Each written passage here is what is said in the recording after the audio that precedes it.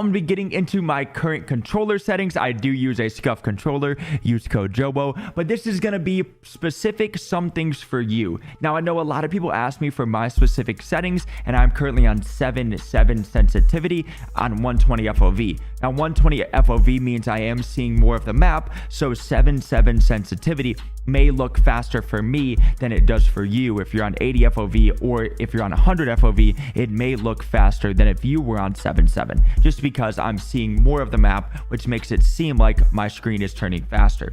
Now, to go over dead zone here, what you can do is if you have your controller and you're experiencing stick drift, now that means if you are not touching your sticks at all and your screen is drifting, that means that you have stick drift. And I would advise going to your right stick and left stick and moving this number as high or to the right as you can until your stick drift goes away.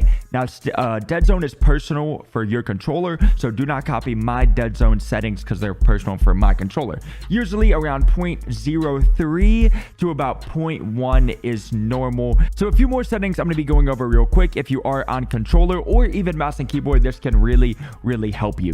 The first thing is going to make sure that you change your use and reload behavior to contextual tap. Now, this means that you are going to be able to pick up plates, open chests, get in a vehicle, exit a vehicle by pressing square or X or I think F on keyboard and mouse instead of having to hold it. So I would advise you changing use and reload behavior from tap to use to contextual tap.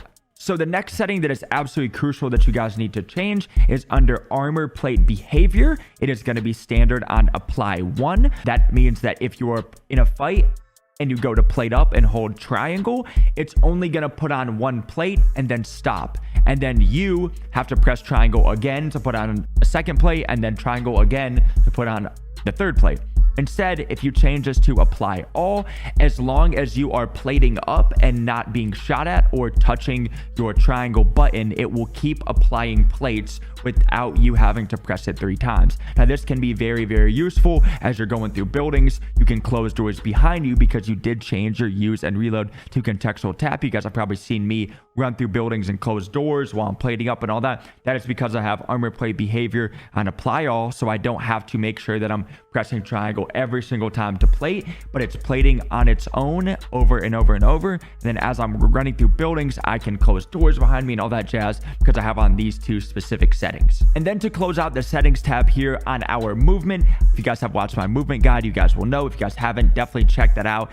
But going from slide behavior, you want to change your slide behavior to tap and your automatic sprint to automatic tactical sprint. You don't have to do this, again, if you are more of a tactical player, but if you are really trying to maximize your movement, which again, I think is the most skillful thing that you can use to improve your gameplay and you can truly finesse teams, you need to definitely do this. Slide behavior to tap, so all you have to do is press circle to slide once, and then automatic sprint. If you press left on your stick, it will put you in automatic tactical sprint, which is the fastest way to run. Another thing that you should definitely change, which I see a lot of new players or a lot of people not doing, is turning off your parachute auto deploy. Now, I get a lot of free kills because there's people that are flying in either from the gulag or because they got bought back, and once they get to a certain level, their parachute auto deploy, because theirs is on enabled, their parachute automatically pulls, and that is going to be a free kill. If they're flying in,